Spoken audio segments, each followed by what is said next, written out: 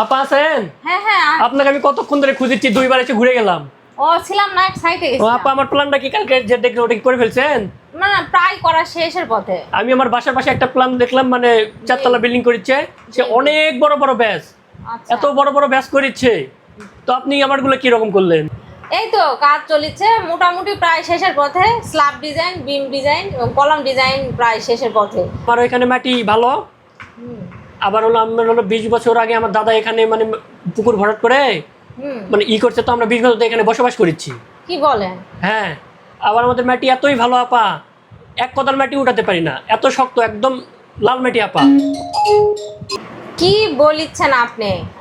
পুকুর ভরাট করে আসেন আবার হচ্ছে লাল মাটি, তাহলে তো খুব মহা সমস্যা। মানে আপনাকে তো সয়েল টেস্ট করতেই হবে। না আপা, সয়েল টেস্ট লাগবে না, মাটি ভালো, আমরা তো 20 বছর ধরে এখানে বসবাস করেছি আপা। না, 20 বছর তো বসবাস করেন। আপনি সয়েল টেস্ট বাদ দেন, ওইসব ঝামেলা তো আমি যাবো না। এমনি আমার অল্প স্বল্প টাকা পয়সা, কালকে তো আপনাকে সব বিস্তারিত বললামই। তো এখন আপনি কি করবেন এটাই করেন আপা। না, তা তো বুঝলাম বিষয়টা।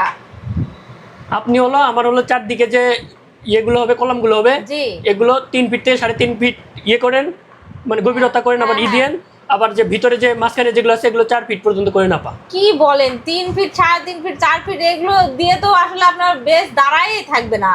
কি বলেন, এত কম